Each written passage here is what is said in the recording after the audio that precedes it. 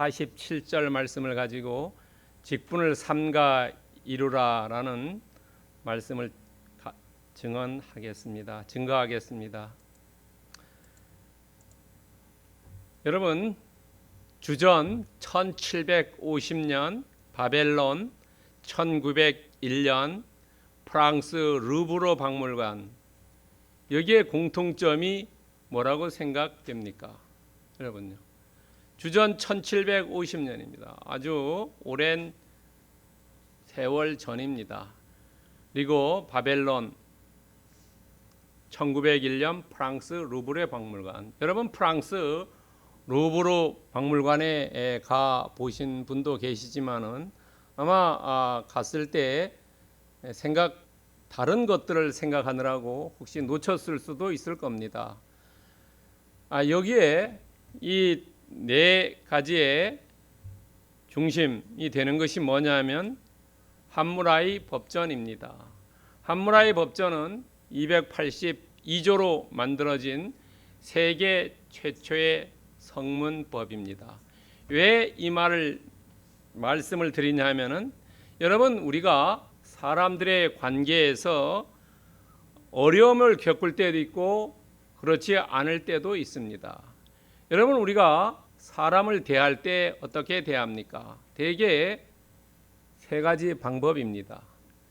젠틀하게, 나이스하게 우리가 사람들에게 이렇게 잘 대해주면 그 상대방도 잘 대해주는 겁니다. 우리 속담에도 있죠. 가는 말이 고우면 오는 말도 곱다. 이런 이야기입니다. 그래서 내가 상대방에 상냥하고 잘 대해주는 겁니다. 그것이 영어로 말하면 젠틀합니다. 젠틀맨이라 그러죠. 신사. 그 신사적으로 이렇게 대해주면 상대방도 대해줍니다. 그런데 나는 젠틀하게 대했는데 상대방이 크레이지, 미친 척하고 대하는 사람이 있습니다. 나는 젠틀하게 하는데 상대방이 무시하는 그런 경우입니다. 우리가 미친 개는 몽둥이가 약이라 그러죠. 젠틀한데 크레이지하게 대하는 사람이 있습니다. 그 다음에 크레이지하게 미친 사람은 미친 사람에게 해야 합니다. 미친 사람에게 젠틀하게 하면은 안 됩니다. 미친 사람은 미친 사람의 법칙을 따라야 합니다. 그것이 뭐냐면 탈리오의 법칙입니다. 이 탈리오의 법칙이 바로 함무라이 법전 안에 있습니다. 이것은 뭐냐면 동해보복 응보주의입니다. 너가 그만큼 했으면 나도 그만큼 한다는 겁니다. 이것이 약자의 보호입니다. 한 사람은 미친 척하고 달게 드는데 한 사람은 젠틀하게 하면은 그것은 젠틀하게 한 사람이 죽습니다. 그래서 결사항전하지 않으면은 몇십 배로 갚아주지 않으면은 똑같은 일을 또 한다는 겁니다.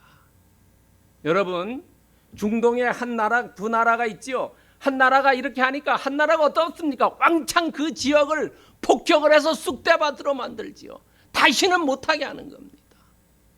그것이 뭐냐면 탈리오 법칙입니다. 우리가 부모가 돼서 자녀에게 이런 얘기하지요. 너도 똑같은 자식을 낳아봐라. 어떤지 그런 말 하지요. 왜냐하면 똑같은 DNA가 흐르기 때문에 그렇습니다. 너가 그것을 경험해야지 괜찮아진다는 거지요. 여러분요. 여러분 어떻습니까? 잘못하면 매질을 당하기도 하고 매질을 하기도 하지요. 그래서 해봐야지 안다는 겁니다. 어떤 종교는 한 달 동안 금식하지요. 그것을 통해서 배고픔을 안다는 거예요. 그것을 하지 않으면 모르지요. 계속 평화만 살면은 전쟁이 어떤 것을 모르는 거래요. 우리나라도 그렇지요. 6.25가 지난 오랜 세월 전에 있었죠. 70년 전이죠. 70년도 더 됐죠. 그러니까 그 다음 세대는 전쟁이 어떤 건지를 몰라요. 여러분, 전쟁이 얼마나 무섭고 참혹한지를 모릅니다.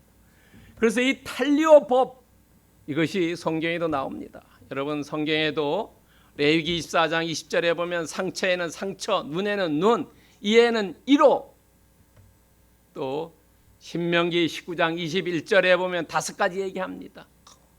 생명에는 생명, 눈에는 눈, 이에는 이, 손에는 손, 발에는 발로.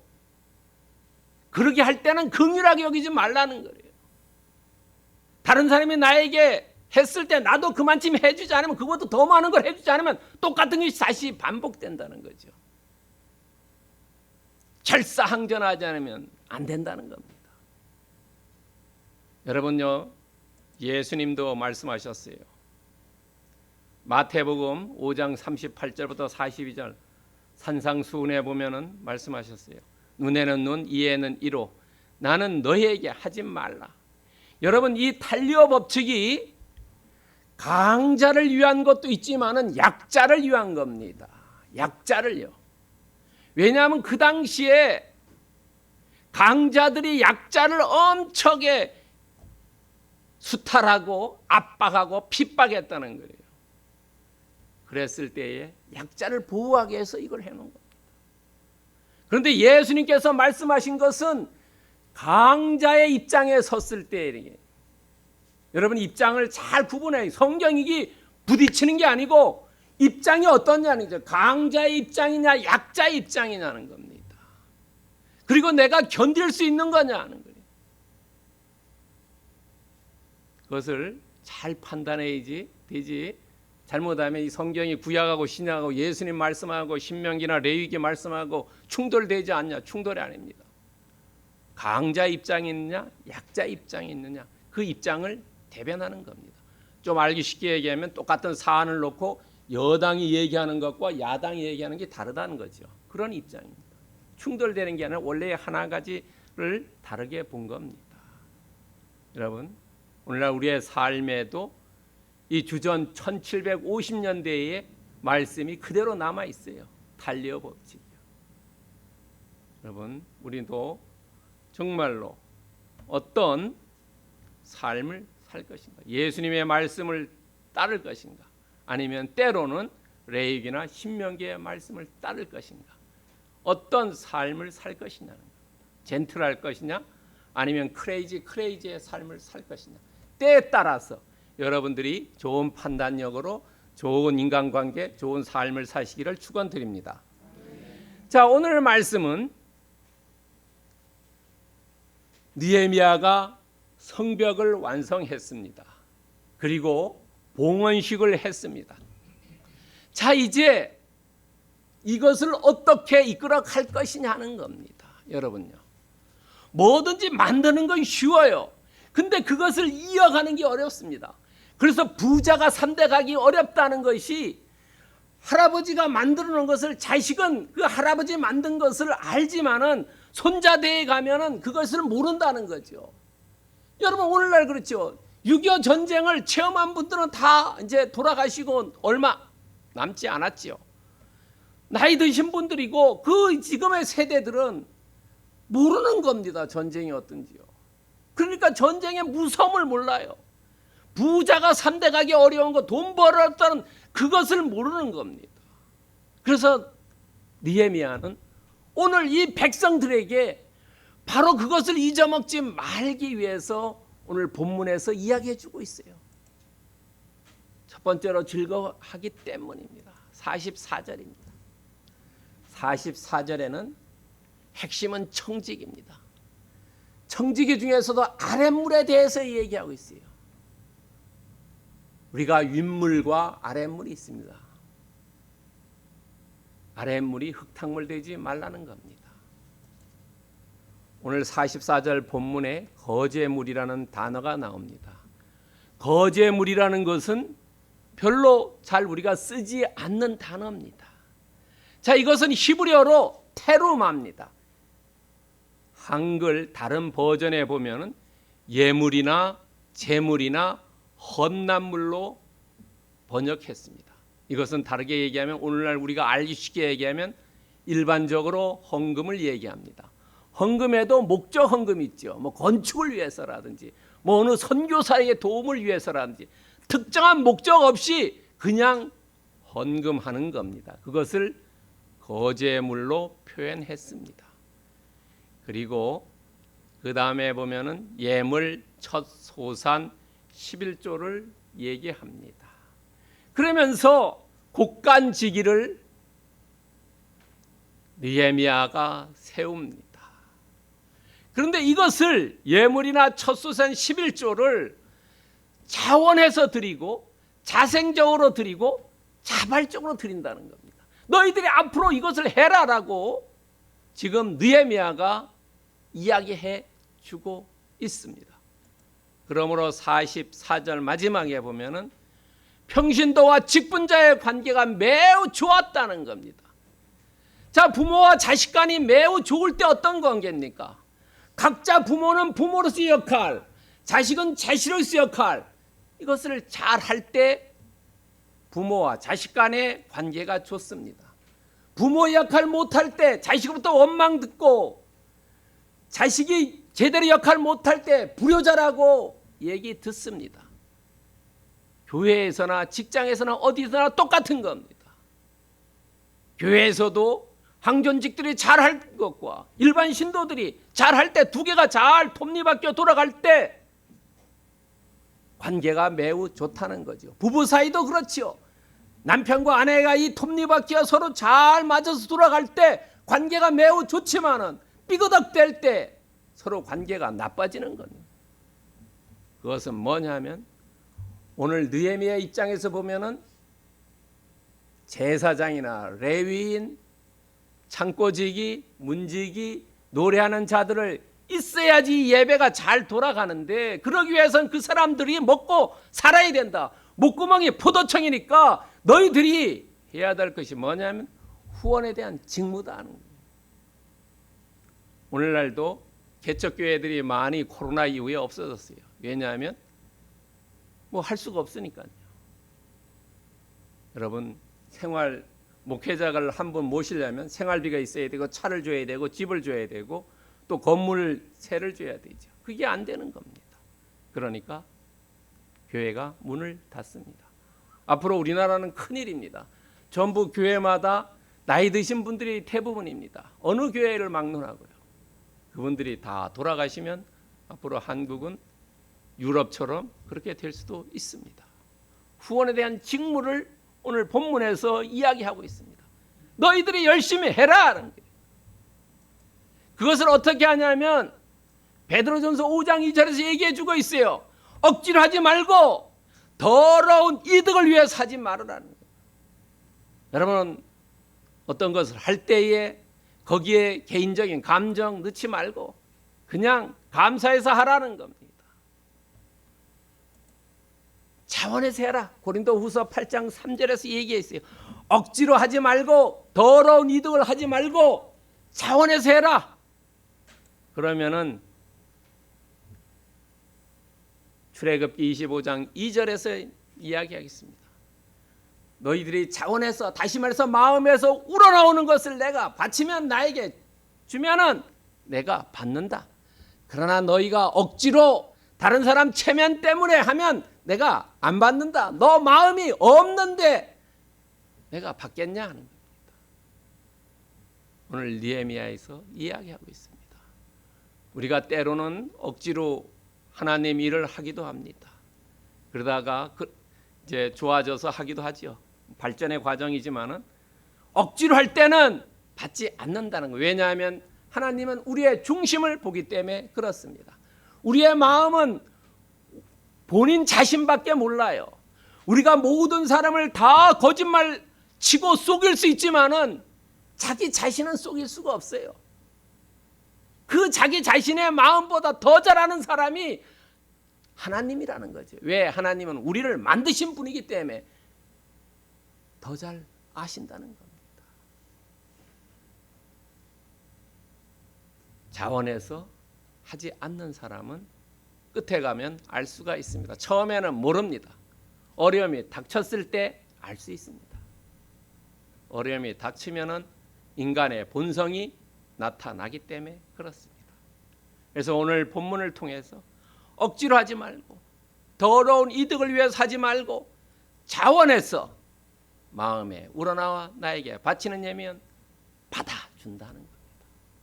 오늘 우리도 주님을 위해서 내가 자원해서 마음에 우러나서 헌신하고 봉사하고 충성하기를 축원드립니다. 두 번째는 명령을 따라 행함입니다. 45절과 46절입니다. 이게 46절입니다.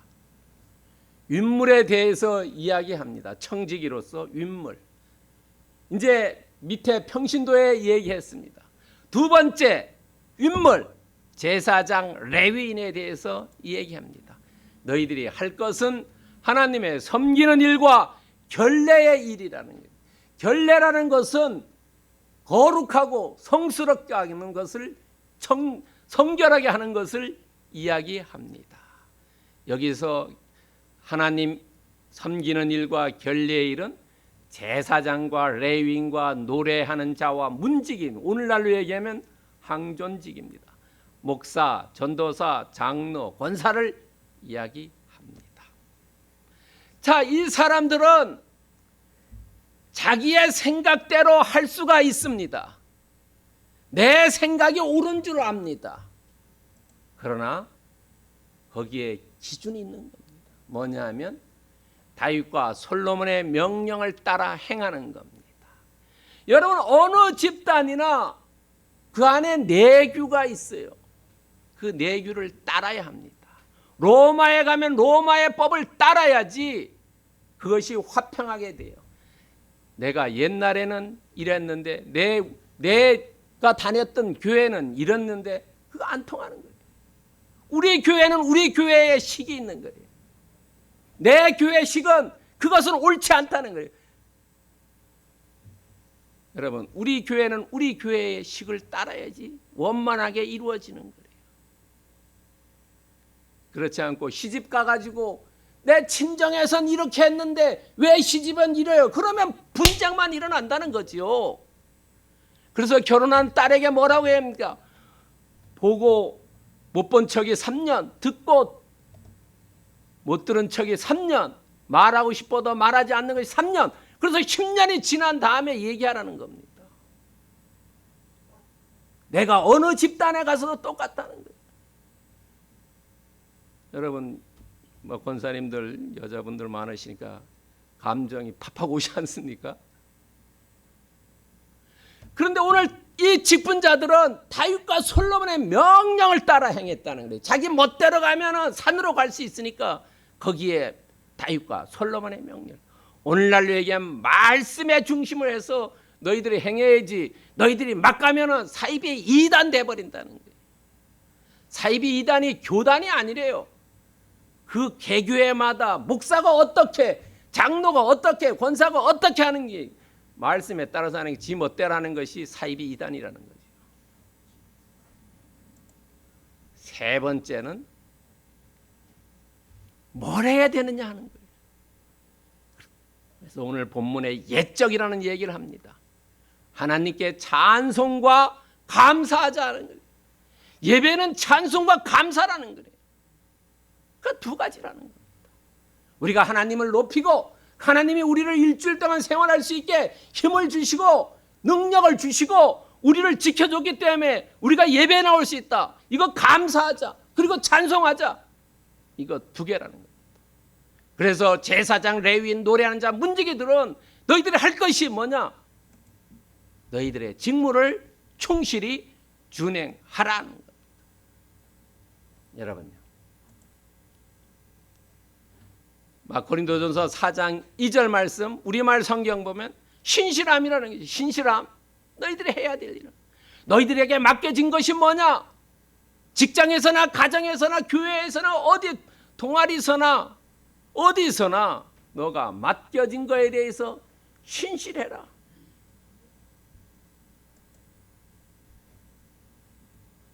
어떻게 신실하냐? 그것이 누가복음 3장 23절과 24절에서 세례 요한이 이야기해 줍니다.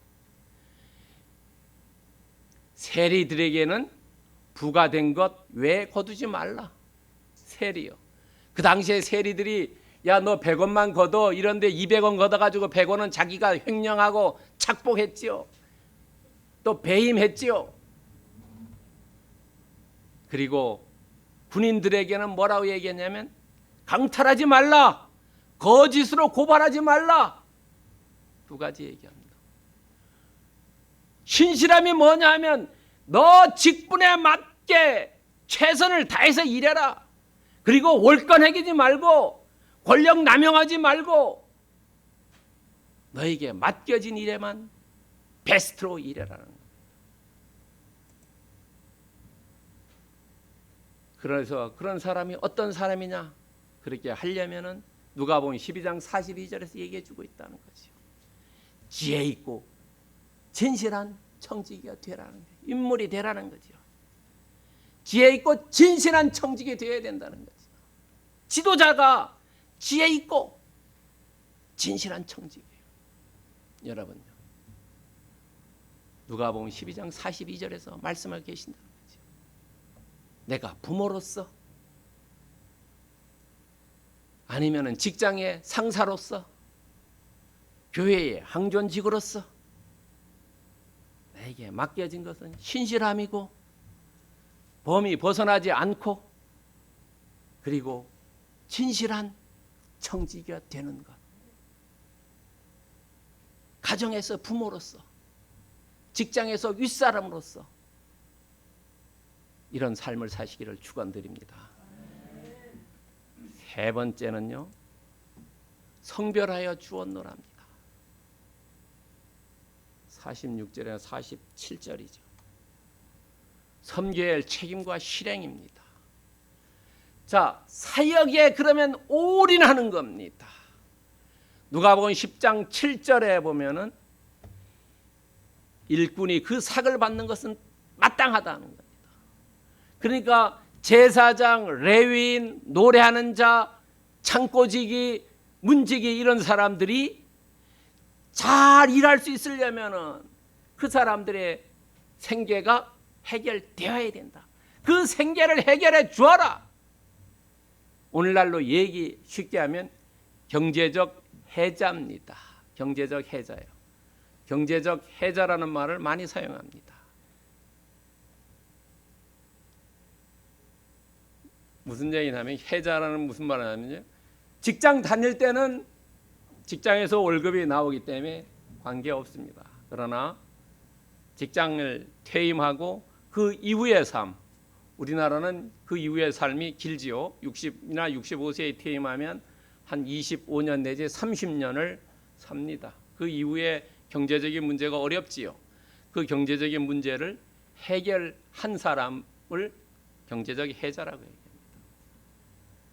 뭐 은행에서 돈을 이자를 받든지 아니면 주식을 사서 배당을 받든지 집을 빌려줘서 월세를 받든지, 그래서 직장 다닐 때와 같은 수입을 얻는 사람들요. 그래서 경제적으로 문제가 없는 사람을 경제적 해자라고 합니다. 어려움이 없어야지 하지요.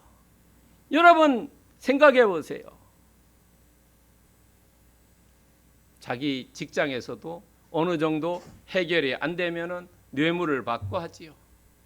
우리나라가 지금은 뇌물이 없습니다만 옛날에 월급이 적었을 때 뇌물이 많았지요. 특히 제복 입은 사람들이 더 뇌물이 많았지요. 그래서 사역에 올인하려면 경제적으로 문제가 없어야 된다죠. 사역에 올인하려는 사역자들이 경제적인 문제가 해결이 안 되면 계속 돈 하지요. 그래서 뭐 서울 가서 돈 하다가 지하철에 타면 사람이 전부 돈으로 보인다 그랬죠. 여러분요, 돈 너무하다 보면 얼굴이 전부 돈으로 보인다. 그리고 오늘 느헤미야는 사역의 체계를 만드는 겁니다. 어디에서나 질서가 있어야 된다는 거죠. 노래하는 자들과 문지기, 레위 사람들, 아론의 자손, 이 차례차례로 만들었어요.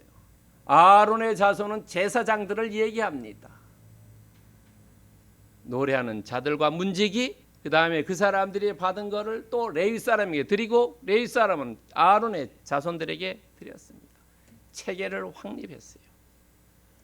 그리고 신앙의 회복을 이루었습니다. 신앙의 회복이라는 것은 물질에 대한 충실 여부가 결정한다는 겁니다.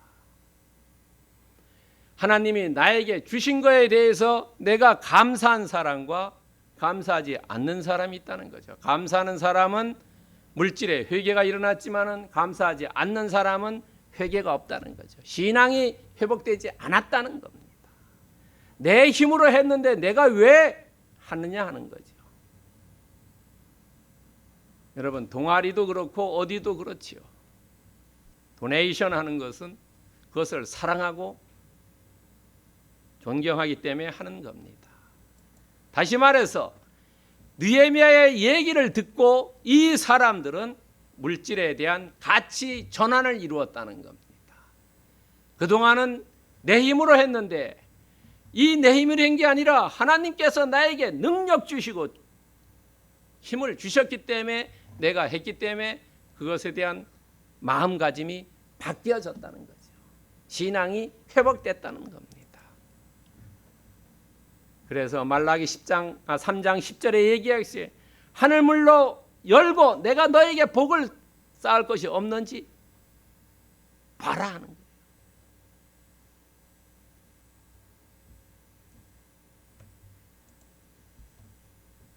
에스겔서 44장 30절에서 얘기해요.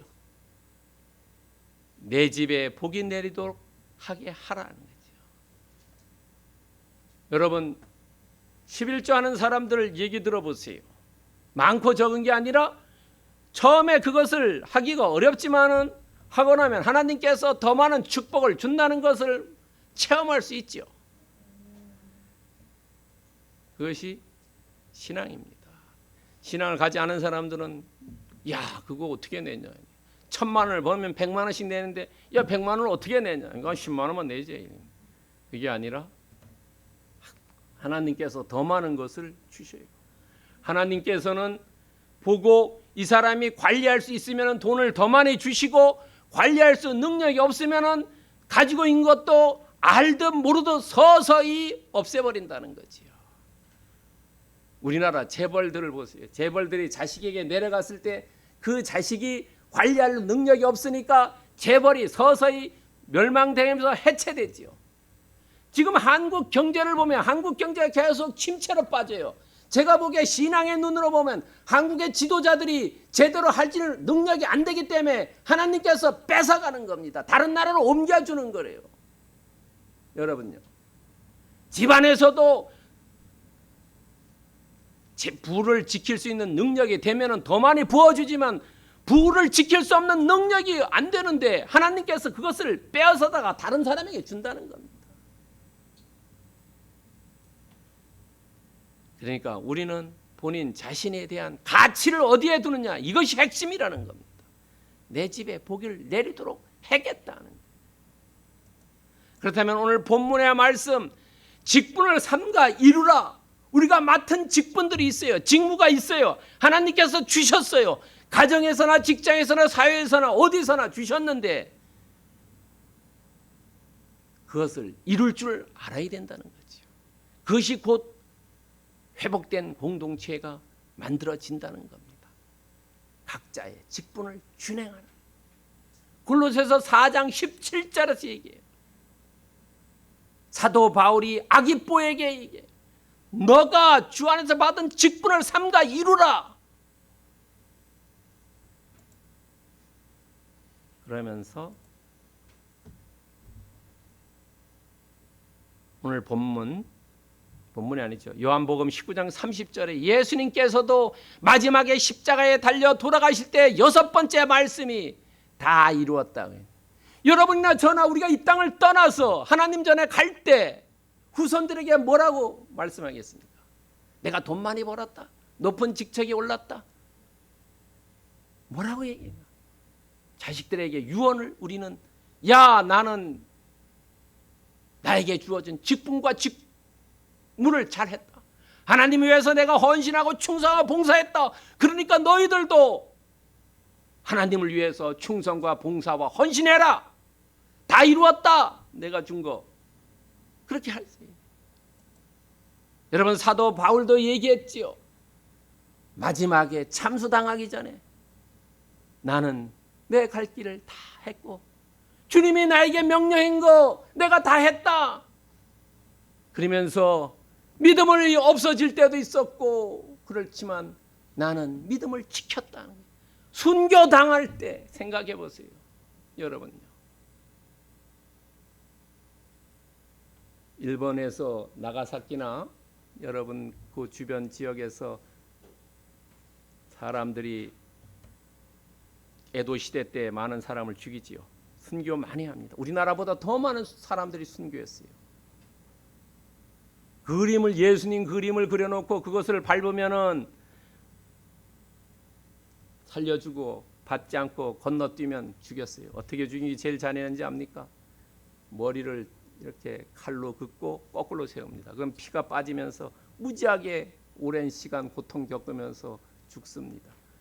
그리고 온천에다가 그냥 온천물에다가 삶아버립니다. 믿음을 지켰다는 거예요. 여러분, 우리는 떠날 때 뭐라고 얘기하냐는 거예요.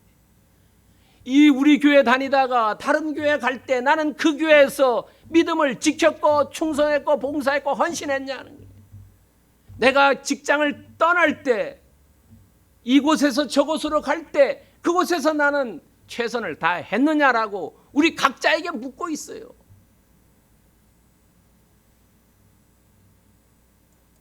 학교 다닐 때 너 공부 열심히 했느냐라고 묻고 있어요.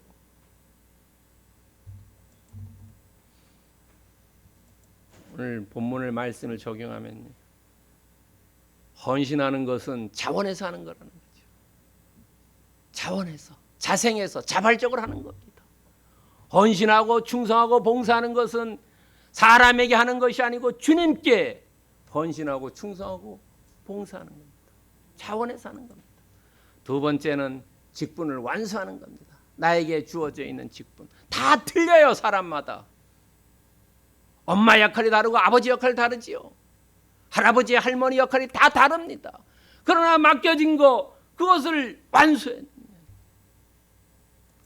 세 번째는 가치 전환. 나는 어떤 것에 가치를 두었느냐는 거지. 내 마음속에 있는 가치가.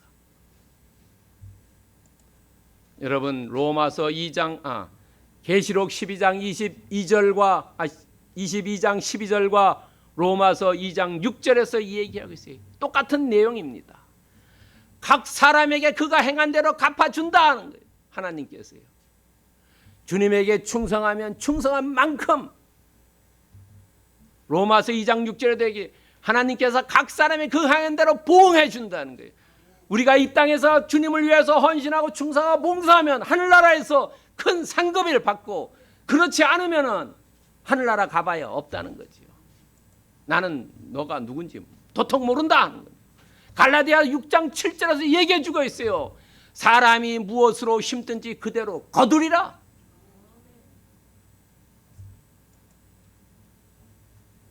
빌립보서 3장 14절에서 우리를 위해서 우리는 그러기 때문에 표대를 향해서 표대가 누굽니까? 예수 그리스도라는 거죠. 예수 그리스도에서 그분이 우리를 불렀기 때문에 열심히 하면 그 상이 있다. 상을 위해서 우리는 달려가자 하는 겁니다. 여러분요. 여러분 하늘에는 반드시 상급이 있어요. 그 상급을 위해서 달려갑니다. 오늘 예배에 나오신 모든 분들은 정말로 차원에서 헌신하고 직분 지키고 가치를 전환해서 하늘나라 갔을 때 그것에 합당한 큰 상 받기를 그리스도의 이름으로 축원드립니다.